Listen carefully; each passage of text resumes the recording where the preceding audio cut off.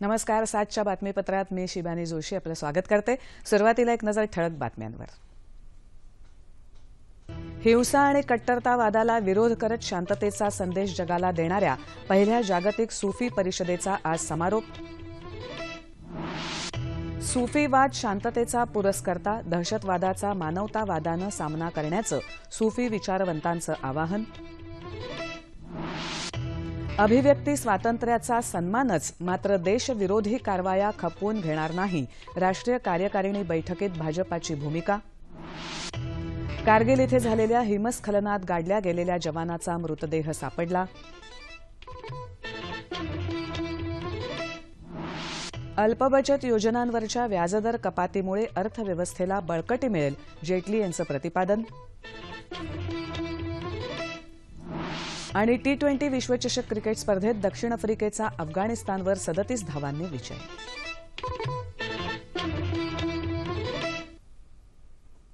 नमस्कार आणि आता सविस्तर वृत्त. नवी दिल्लीत गेल्या 4 दिवसापासून सुरू असलेल्या जागतिक सूफी संमेलनाचा आज समारोप होत आहे. हिंसा आणि कट्टरतावादाला विरोध करत जागतिक शांततेचा संदेश देण्यासाठी या संमेलनाचं आयोजन करण्यात आलं होतं. विविध पंथाच्या लोकांनी एकत्र येत मानवतेच्या कल्याणासाठी कार्य करावं, प्रेम, सहिष्णुता आणि परस्परांविषयी समभाव अशा भावनांचा प्रसार करण्याची आज नितांत गरज असल्याचं मत सूफी विचारवंतांनी यावेळी व्यक्त केलं. दहशतवादाचा मुकाबला करण्यासाठी सूफी तत्वज्ञानातला शांततेचा संदेश जगापुढे पोचवण्याचं आवाहन पाकिस्तानी सूफी विद्वान आणि विचारवंत ताहिर उल कादरी यांनी केलं आहे. दहशतवादाचा कोणत्याही धर्माशी संबंध नसून सूफी पंथ या दहशतवादाचा आणि कट्टरतावादाचा विरोध करतो, असं कादरी म्हणाले. 20 देशातले सूफी संत आणि 200 सदस्य या संमेलनामध्ये सहभागी झाले आहेत. दहशतवादाच्या दुष्ट चक्रातून कायमचं बाहेर पडण्यासाठी गरज आहे ती दुष्ट प्रवृत्तीच्या लोकांची मानसिकता बदलण्याची. सध्या सिरियासह जगातल्या इतर भागात इस्लामची दहशत वाढत असल्याचं चित्र आहे, मात्र मुळात सूफी पंथ हा शांततेचा पुरस्कर्ता आहे. जगाला सूफी पंथाची खऱ्या अर्थानं ओळख व्हावी आणि तरुणाईमध्ये सौहार्दाची वृद्धी व्हावी या उद्देशानं भारतानं 17 ते 20 मार्च या कालावधीमध्ये पहिल्या जागतिक सूफी संमेलनाचं आयोजन केलं. इस्लाम धर्मातली स्त्रियांची भूमिका हा सुद्धा संमेलनाचा मुख्य भाग होता. पंतप्रधान नरेंद्र मोदी यांनी संमेलनाचं उद्घाटन केलं होतं.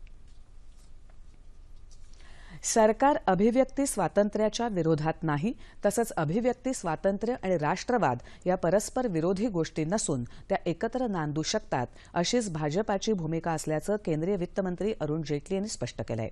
भाजपा राष्ट्रीय कार्यकारिणीच्या आजच्या दुसऱ्या दिवशी पक्षानं या संदर्भातला ठराव संमत केला आहे. त्यानंतर ते बातमीदारांशी बोलत होते. JNUमध्ये झालेल्या घटनेसंदर्भात बोलताना ते म्हणाले की देशाचं विभाजन करण्याची परवानगी राज्यघटनेनं कुठल्याही अभिव्यक्ती स्वातंत्र्यात दिलेली नाही.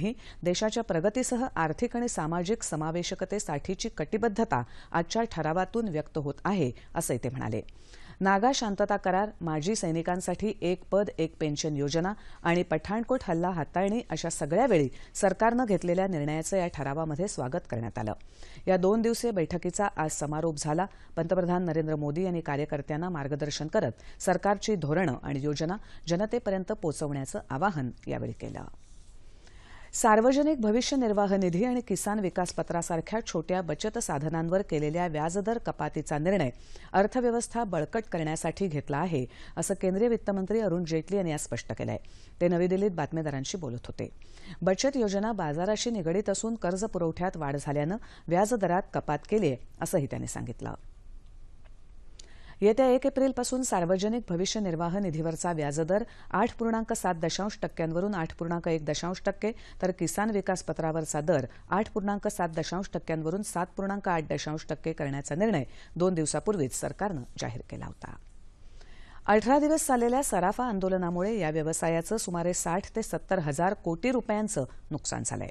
रत्न आणि आभूषण निर्यात प्रोत्साहन परिषदेनं याबाबतचं निवेदन आज जाहीर केलं.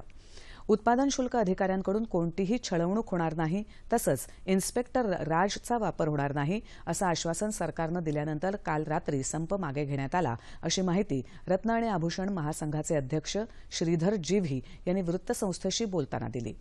यंदाच्या अर्थसंकल्पामध्ये दागिन्यांवर 1% उत्पादन शुल्क लावल्याच्या निषेधार्थ सराफाने हे आंदोलन पुकारलं होतं. उत्पादन शुल्क मागे घेण्यात आलेलं नाही, परंतु सराफांच्या समस्या जाणून घेण्यासाठी त्रिसदस्यीय समिती स्थापन करण्यात आली असून येत्या 2 महिन्यात ती सरकारकडे अहवाल सादर करणार आहे.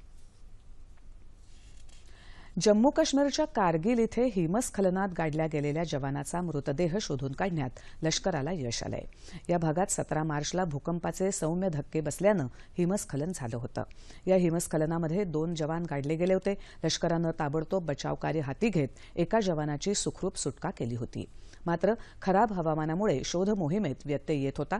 दुसऱ्या जवानाचा मृतदेह 12 फूट बर्फाखाली आज सापडला, अशी माहिती लष्कराच्या प्रवक्त्यानं दिली आहे. भारतरत्न डॉ. बाबासाहेब आंबेडकर यांच्या शतकोत्तर रौप्य महोत्सवी जयंती वर्षाचा समारंभ येत्या 11 एप्रिलला नागपूर इथल्या कस्तुरचंद पार्कवर अखिल भारतीय काँग्रेस समितीनं आयोजित केलाय, अशी माहिती महाराष्ट्र प्रदेश काँग्रेस समितीचे अध्यक्ष खासदार अशोक चव्हाण यांनी आज दिली आहे. या निमित्तानं होणाऱ्या जाहीर सभेसाठी पक्षाध्यक्ष सोनिया गांधी आणि उपाध्यक्ष राहुल गांधी यांना निमंत्रित केल्याचं त्यांनी सांगितलं. या कार्यक्रमाच्या पूर्वतयारीचा आज चव्हाण यांनी आढावा घेतला. या बैठकीला विदर्भातले काँग्रेसचे प्रमुख नेते उपस्थित होते. भारतरत्न डॉ. बाबासाहेब आंबेडकरांना अभिप्रेत असलेला धर्मविरहित आणि जातीविरहित समाज बनला पाहिजे, असं मत सामाजिक न्यायमंत्री राजकुमार बडोले यांनी व्यक्त केलं आहे. चौदार तळे सत्याग्रहाचा 89वा वर्धापन दिन आज महाड इथे साजरा झाला, त्यावेळी ते बोलत होते. 1927 साली याच दिवशी डॉ. आंबेडकर यांनी आपल्या अनुयायांसह इथल्या तळ्याच्या काठावर अस्पृश्यतेविरोधात सत्याग्रह केला होता. त्याची आठवण म्हणून दरवर्षी हा दिवस साजरा केला जातो. यावेळी कोकण रिपब्लिक सामाजिक संस्थेनं सुरू केलेल्या मुठभर तांदूळ या मोहिमेतून उभ्या राहिलेल्या अन्नदान छत्राचं उद्घाटन बडोले यांच्या हस्ते झालं. केंद्रीय मंत्री अनंत गीते, आमदार भरत गोगावले यांनी आज सकाळी क्रांतीस्तंभ आणि डॉ. आंबेडकरांच्या पुतळ्याला पुष्पचक्र अर्पण करून अभिवादन केलं. आज दिवसभर आंबेडकरी विचारांच्या विविध संस्थांनी सामाजिक आणि सांस्कृतिक कार्यक्रम सादर केले. जलसंपदा विभागातर्फे संपूर्ण राज्यात 16 ते 22 मार्च या कालावधीत जलजागृती सप्ताहाचं आयोजन करण्यात आलं आहे. या निमित्तानं राज्यात आज विविध ठिकाणी जनजागृतीपर कार्यक्रम होत आहेत. होळी हा आपला पारंपरिक सण असला तरी होळी साजरी करताना कोरड्या रंगाचा वापर करून पाण्याची बचत करा, असं आवाहन जलसंपदा मंत्री गिरीश महाजन यांनी केलं आहे. जळगावमध्ये वॉटर रन अर्थात जलदौड आज आयोजित करण्यात आली होती, त्यावेळी ते बोलत होते. शहरातल्या काव्य रत्नावली चौकातून ही दौड सुरू झाली. यावेळी सर्वांनी जलप्रतिज्ञाही घेतली. बुलढाणा इथेही आज वॉटर रन मॅरेथॉन स्पर्धेचं आयोजन करण्यात आलं होतं. पाटबंधारे विभागाचे अधिकारी यावेळी उपस्थित होते. विजयी स्पर्धकांना पाहुण्यांच्या हस्ते बक्षीस वितरण करण्यात आलं. कृषी विभागातर्फे यावेळी शालेय विद्यार्थ्यांसाठी चित्रकला स्पर्धाही भरवण्यात आली होती.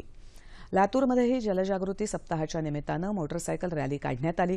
जिल्हाधिकारी पांडुरंग पोले यांनी सिंचन भवनमध्ये या रॅलीचा शुभारंभ केला. पाणी वाचवा, पाणी जिरवा, पाणी मुरवा अशा घोषणा या रॅलीमध्ये देण्यात आल्या. गडचिरोली जिल्ह्यातही सिंचन विभागातर्फे वॉटर रन स्पर्धेचं आयोजन करण्यात आलं होतं. जिल्हाधिकारी रणजित कुमार यांनी रॅलीला हिरवा झेंडा दाखवून यावेळी स्पर्धेची सुरुवात केली. या रॅलीमध्ये मोठ्या संख्येनं युवक युवती, शालेय विद्यार्थी सहभागी झाले होते. उपस्थितांना यावेळी जलबचतीची शपथ देण्यात आली. रत्नागिरी आणि वर्धा इथेही जलदौड आणि पदयात्रेचं आयोजन करण्यात आलं होतं.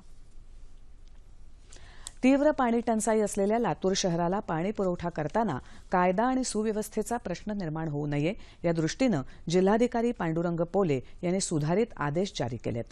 लातूर शहराला ज्या 6 वेगवेगळ्या ठिकाणांवरून पाणी पुरवठा होतो त्या टँकर भरणास्थळी 50 मीटर क्षेत्रामध्ये प्रतिबंधात्मक जमावबंदी आदेश येत्या 1 एप्रिलपर्यंत जारी करण्यात आला आहे. या टँकर भरणा ठिकाणी वैयक्तिक गरजेखातर भांड्यानं पाणी भरणाऱ्या व्यक्ती किंवा शासकीय कामासाठी पाणी भरणारे कामगार यांना हे आदेश लागू नाहीयेत. सतत उद्भवणाऱ्या अवर्षण परिस्थितीवर मात करत उस्मानाबाद जिल्ह्यातल्या विनोद पाडे या शेतकऱ्यानं सेंद्रिय शेतीच्या माध्यमातून आपला विकास साधला आहे. उस्मानाबाद जिल्ह्यातल्या कळंबा तालुक्यातल्या पिंपरी इथं राहणाऱ्या विनोद पाडे या उच्च शिक्षित तरुणानं सेंद्रिय शेती करण्याचा निर्णय घेतला. अवघ्या 30 ते 35 गुंठ्यात शेणखत आणि ठिबक सिंचनाच्या माध्यमातून विनोदनं 7 ते 8 महिन्यात 100 किलो इतकं विक्रमी हळदी पिकाचं उत्पादन घेतलंय. हळद काढणी अंतिम टप्प्यामध्ये असून जवळपास 70% हळद मी काढलेली आहे. साधारणपणे मला 100 क्विंटलचे ओल्या हळदीचे उत्पादन यापासून अपेक्षित आहे. तरी मी सर्व शेतकरी वर्गाला सांगू इच्छितो की सर्वांनी सेंद्रिय शेतीकडे वळावे व रासायनिक खताचा वापर टाळावा. या हळदीमध्ये प्रामुख्याने एक औषधी घटक असतो, त्या कर्क्युमिन त्याचं नाव आहे. तर साधारणपणे आपल्या भारतामध्ये जे कर्क्युमिनचं प्रमाण हळदीमध्ये आढळतं रासायनिक पद्धतीने शेती केल्या त्यामध्ये साधारणपणे 3% पण कर्क्युमिनचं पर्सेंटेज असतं. परंतु मला आता असा आत्मविश्वास आहे की मी 100% सेंद्रिय शेती केल्यामुळं हेच कर्क्युमिनचं प्रमाण जर मी 5% वाढवण्यास जर मला यश आलं तर ही हळद मी युरोपमध्ये निर्यात करू शकतो. दुष्काळामुळे खचून जाऊन आत्महत्येसारखा मार्ग निवडणाऱ्या शेतकऱ्यांसमोर विनोदनं नवा आदर्श ठेवला आहे. ग्रामीण भागातल्या पालकांनी आपल्या किशोरवयीन मुलींच्या आरोग्याची योग्य काळजी घ्यावी असं आवाहन एकात्मिक बालविकास प्रकल्प अधिकारी संतोष सोनकुसरे यांनी केलंय. एकात्मिक बालविकास सेवा योजनेअंतर्गत अंगणवाडी सेविका, मदतनीस, पर्यवेक्षिका आणि किशोरवयीन मुलींसाठी अकोला इथे आयोजित केलेल्या 11 दिवसीय प्रशिक्षण शिबिरात ते आज बोलत होते. राज्यातलं कुपोषणाचं प्रमाण कमी होण्याची गरज आहे. अल्पवयाच्या मातांचं मूल कुपोषित असण्याची जास्त शक्यता असते. त्यामुळे पालकांनी आपल्या मुलीचं कमी वयात लग्न करू नये असंही सोनकुसरे यांनी यावेळी सांगितलं. सातारा जिल्ह्यातल्या माण तालुक्यातल्या रसिका कलढोणे या महिलेनं एलईडी उत्पादनातून स्वयंरोजगाराची निर्मिती केली आहे. इलेक्ट्रॉनिक्स आणि टेलिकम्युनिकेशनमधून अभियांत्रिकीची पदवी संपादन केल्यानंतर 3 वर्षापूर्वी माही लाईट्स या नावानं कंपनी स्थापन करून एलईडीची अनेक विद्युत उपकरणं निर्मितीला या तरुणीनं सुरुवात केली. यामध्ये 15 वॅट ते 100 वॅटचे एलईडी पथदिवे, अर्धा वॅट ते 15 वॅटचे बल्ब, फ्लड लाईट यांचा समावेश आहे. या उपकरणांमध्ये high voltage protection, short circuit projection आणि थर्मल प्रोटेक्शन ही वैशिष्ट्ये असल्याचं रसिका यांनी सांगितलं. सध्या महाराष्ट्रात पुणे, सोलापूर, सातारा, सांगली, गोंदिया या जिल्ह्यांसह चेन्नईत या उत्पादनांची विक्री केली जाते. यातून सर्व खर्च वजा जाता महिन्याला 80,000 ते 1 लाख रुपये नफा मिळतो असंही त्यांनी सांगितलं. रत्नागिरी जिल्ह्यात सुरू असलेल्या अवैध वाळू उपशामुळे शासनाचा कोट्यवधींचा महसूल बुडतोय. या पार्श्वभूमीवर नेमकं किती उत्खनन करून स्वामित्व धन बुडवलं जातंय याची चौकशी करून अहवाल तयार करण्याच्या सूचना जिल्हाधिकारी राधाकृष्ण यांनी दिल्यात. त्यामुळे अवैध वाळू उत्खननाविरोधात मोठ्या प्रमाणावर कारवाई सुरू झाली आहे. संगमेश्वर आणि दापोली तालुक्यात करजुवे आणि आंजर्ले खाडीपट्ट्यात सुरू असलेल्या अवैध वाळू उत्खननामुळे शासनाचं दररोज 2.5 कोटी रुपयांचं नुकसान होतंय. चिपळूण तालुक्यात वाळू उपशाला परवानगी दिली असली तरी परवानगीपेक्षा जास्त उत्खनन होतंय. नोव्हेंबरपर्यंत वाळू उपशाला बंदी असताना जिल्ह्यात 15 कोटी रुपयांचं स्वामित्व धन वसूल करण्यात आलं आहे. टाळता येणाऱ्या अंधत्वावर मात करण्यासाठी मुंबईमध्ये वॉक इन द डार्क या विशेष जनजागृती कार्यक्रमाचं आयोजन करण्यात आलं होतं. प्रसिद्ध अभिनेत्री नंदिता दास यांच्या हस्ते या कार्यक्रमाचं उद्घाटन झालं. यावेळी दृष्टीहीन विद्यार्थी, विविध क्षेत्रातले नामवंत, ऑस्ट्रेलियाचे वाणिज्यदूत मार्क पियर्स यांच्यासह 700 जणांनी पदयात्रेत भाग घेऊन डोळ्यांची निगा आणि आजारांविषयी जागृती केली. जगातले डोळ्यांशी निगडीत 80% आजार बरे होण्यासारखे असतात असा निष्कर्ष काढण्यात आला असून त्यावर वेळीच उपचार होणं गरजेचं आहे अशी माहिती इंडिया व्हिजन संस्थेचे कार्यकारी प्रमुख विनोद डॅनियल यांनी यावेळी दिली. अर्थसंकल्पामध्ये वाशिम शहरातल्या रेल्वे उड्डाण पुलासाठी 20 कोटी 50 लाख रुपयांची तरतूद करण्यात आली. त्यामुळे आता शहराच्या विकासातला अडथळा दूर झाला आहे या भावनेनं नागरिकांनी या तरतुदीचं स्वागत केलंय. 2008 साली मीटर गेज रेल्वे मार्गाचं रूपांतर ब्रॉडगेजमध्ये झाल्यानंतर वाशिम रेल्वे स्थानकावरून दररोज 15 गाड्यांची ये-जा होते. परंतु शहराला जोडणाऱ्या मुख्य मार्गावरच्या रेल्वे फाटकामुळे रस्ता वाहतुकीचा सतत खोळंबा होतो. आजारी रुग्ण, विद्यार्थी यांना यामुळे मोठा त्रास सहन करावा लागतो. त्यामुळे या ठिकाणी रेल्वे उड्डाण पुलाची मागणी होत होती. त्यासाठी 20 कोटी 50 लाख रुपयांचा राज्याचा हिस्सा आता मंजूर झाल्यानं उड्डाण पुलाचं काम मार्गी लागेल असा विश्वास वाशिमकरांकडून व्यक्त होतोय. सुप्रसिद्ध उद्योजक रघुनाथराव उर्फ भाऊसाहेब चितळे यांचं आज पुण्यात वार्धक्यानं निधन झालं. ते 93 वर्षांचे होते.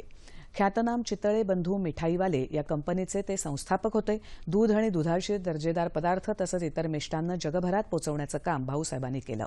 खमंग खुसखुशीत बाकरवडीमुळे तर चितळे हा जागतिक ब्रँड बनला. भाऊसाहेब चितळे यांच्या पार्थिव देहावर आज संध्याकाळी वैकुंठ स्मशानभूमीत अंत्यसंस्कार होणार आहेत. आणि आता क्रिकेटच्या मैदानावरची बातमी. विश्वचषक T20 क्रिकेट स्पर्धेत आज मुंबई इथे झालेल्या सामन्यात दक्षिण आफ्रिकेनं अफगाणिस्तानचा 37 धावांनी पराभव केला. दक्षिण आफ्रिकेनं प्रथम फलंदाजी करत अफगाण संघासमोर 210 धावांचं लक्ष्य ठेवलं. AB डी विलियर्सनं त्याच्या शैलीनुसार जोरदार फटकेबाजी करत 29 चेंडूंमध्ये 64 धावा काढल्या. दक्षिण आफ्रिकेच्या आव्हानाचा पाठलाग करताना अफगाणिस्तानचा सलामीवीर मोहम्मद शहजाद वगळता कुठलाही धावपटू मोठी धावसंख्या उभारू शकला नाही. अफगाणिस्तानचा संपूर्ण संघ 172 धावांवर बाद झाला. दक्षिण आफ्रिकेच्या मॉरिसनं सर्वाधिक 4 बळी घेतले. आजच्या दुसऱ्या सामन्यात वेस्ट इंडिजनं नाणेफेक जिंकून श्रीलंकेला फलंदाजीसाठी पाचारण केलं आहे. हवामान. गेल्या 24 तासात राज्यात कोरडं हवामान होतं. कोकण, गोवा, मध्य महाराष्ट्राच्या काही भागात कमाल तापमानात सरासरीच्या तुलनेत लक्षणीय वाढ, तर मराठवाडा आणि विदर्भाच्या काही भागात कमाल तापमानात सरासरीच्या तुलनेत किंचित वाढ झाली. राज्यात सर्वात जास्त कमाल तापमान भिरा इथे 42.7 अंश सेल्सिअस तर सर्वात कमी किमान तापमान पुणे इथे 18 अंश सेल्सिअस नोंदवलं गेलंय. येत्या 36 तासात राज्यात कोरडं हवामान राहण्याची शक्यता हवामानशास्त्र विभागानं वर्तवली आहे. तापमान अंश सेल्सिअसमध्ये मुंबई कमाल 37, किमान 24, नागपूर 39 आणि 23, पुणे 37 आणि 18, औरंगाबाद 37 आणि 19, नाशिक 30 आणि 19, कोल्हापूर 39 आणि 24, रत्नागिरी 36 आणि 21, सोलापूर 41 आणि 24 आणि अमरावती कमाल 37 आणि किमान 22. ठळक बातम्या पुन्हा एकदा. हिंसा आणि कट्टरतावादाला विरोध करत शांततेचा संदेश जगाला देणाऱ्या पहिल्या जागतिक सूफी परिषदेचा आज समारोप. सूफीवाद शांततेचा पुरस्कर्ता, दहशतवादाचा मानवतावादानं सामना करण्याचं सूफी विचारवंतांचं आवाहन. अभिव्यक्ती स्वातंत्र्याचा सन्मानच, मात्र देशविरोधी कारवाया खपवून घेणार नाही, राष्ट्रीय कार्यकारिणी बैठकीत भाजपाची भूमिका. कारगिल इथे झालेल्या हिमस्खलनात गाडल्या गेलेल्या जवानाचा मृतदेह सापडला.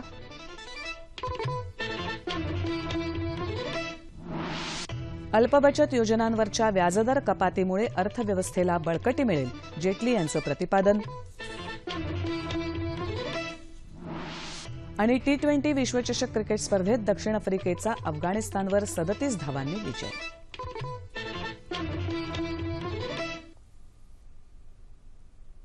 याबरोबरच हे बातमीपत्र संपलं.